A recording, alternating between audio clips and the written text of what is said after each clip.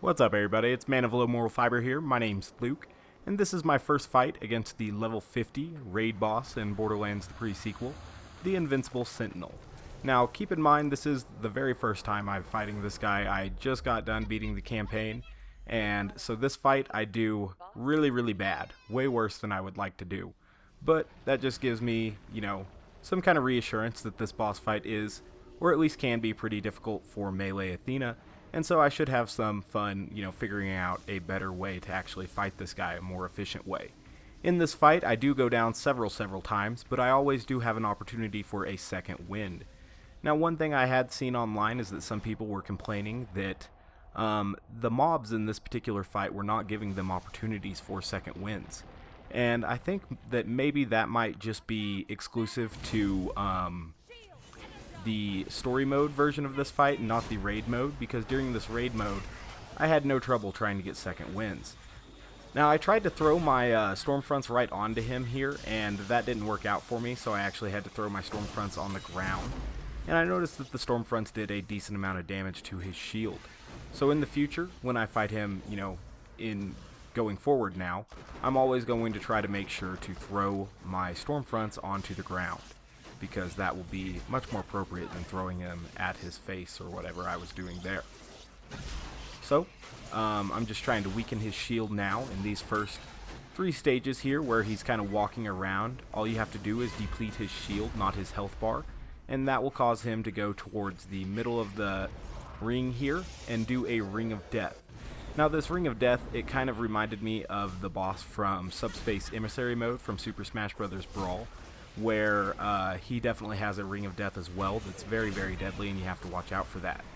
Now, his second stage here is Fire, and I think it was the fire damage over time there that caused me to go down, which kind of lets me know that I should probably pick up an inflammable roid shield for that particular portion of the fight.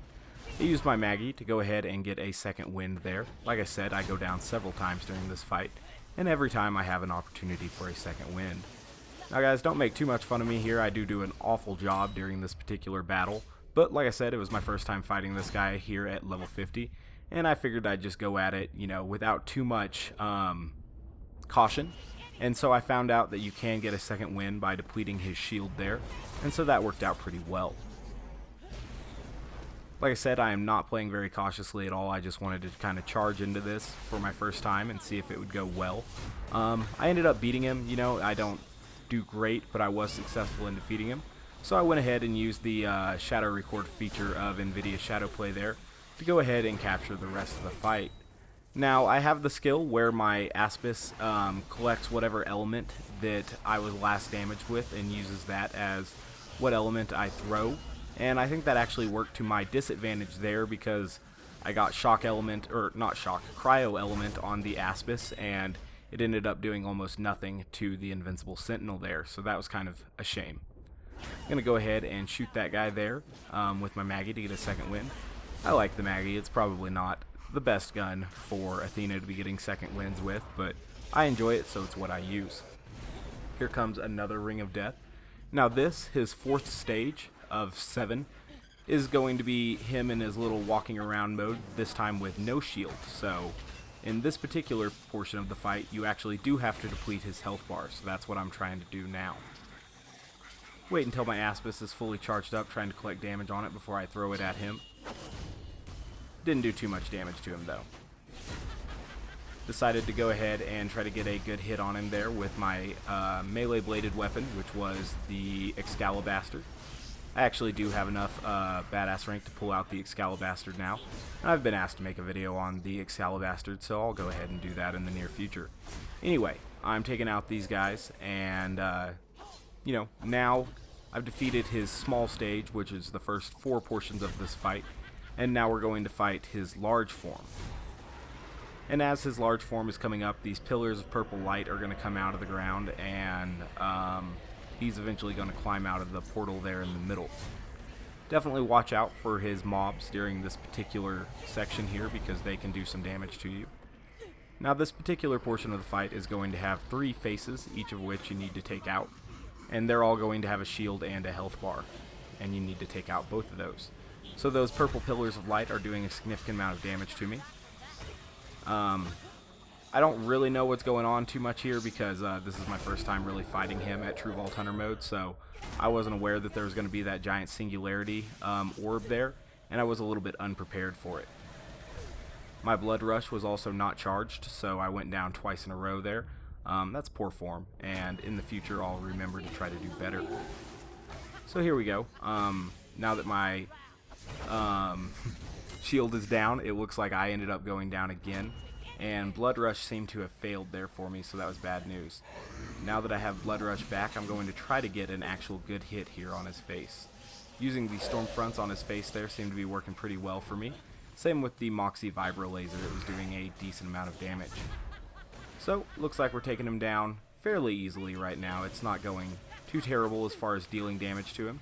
But keep in mind, this is only the first of 3 stages here. Got blood rush back, so I went ahead and hit him again. And that's going to finish off his first stage. I think my Aspis was what actually got me a second win there, so that actually worked out nicely. Anytime you have the Aspis up and then you go in to fight for your life, Athena automatically throws the Aspis, which sometimes ends up working out pretty well. So now this is the second stage here. The second of his giant stages, at least. I guess it would be the 6th stage overall. So he raises up some rocks here. I don't know what exactly he does with those, but maybe they're for, you know, hopping on and trying to get to his face, or maybe he tries to crush you with them. I'm not exactly sure. Anyway, whenever you beat the shield portion of his health bar, he's always going to lose the actual faceplate that he has on, and his face is going to get a little bit darker. So I noticed that this guy does do quite a bit of damage at times, and he has some attacks that can definitely put you into fight for your life pretty easily. And you know, that might be a little bit scary, but like I said, I noticed that during this fight there are a lot of opportunities for a second wind. I'm using the shooting star shield here, and it's dealing a decent amount of damage to him, but it's not just absolutely destroying him like it does some other enemies, so he is a pretty tough enemy here. Alright, so now we're going on to his third and final stage. Now this third and final stage has a lot of corrosive damage over time attached to it, and so I think that I should probably go ahead and get an alkaline roid shield, preferably an alkaline shooting star, for this particular portion, because I noticed that the corrosive damage over time was a big irritant here. Obviously I'm not a fan of damage over time, I think it's pretty stupid. So we're just going to go ahead and get a whole bunch of damage on him here and try to finish him off. He spits out a whole bunch of corrosion right in front of him, which is where you would probably want to launch your blood rush attack from to try to get a good hit on his face there, and so that was actually kind of irritating. So in the future, when I fight this guy again, I do plan to have an alkaline roid shield for that particular portion. Getting some shock damage on him right now. And we'll eventually go up there and get ready to fight him again. Go down again here, but there is an opportunity for a second wind. Alright. So we're wearing into his face pretty hard. Probably got about a third of it down, and we got, you know, another 66 or so % to go.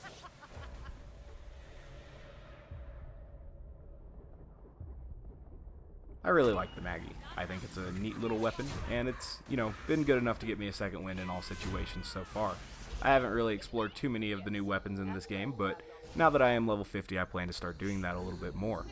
So there we go, I went ahead and took out the raid boss here at level 50. I will be sure to show you my gear and skill build and badass rank at the end of this here, so that you guys can get a glimpse as to what I was using, but I was using a grounded shooting star shield there, and I was using the Moxie Vibro Laser for the most part, and the Maggie for second wins. I used the Excalibastard briefly, and I also used, or had equipped, but did not use the Vladoff Long Nail. And so as always guys, I thank you very much for watching, I do appreciate it. Sorry that you had to watch me struggle through this raid boss here, but like I said, it was the first time I was fighting him here at True Vault Hunter mode, and I will begin to work on him a little bit more and try to get a little bit better at fighting him.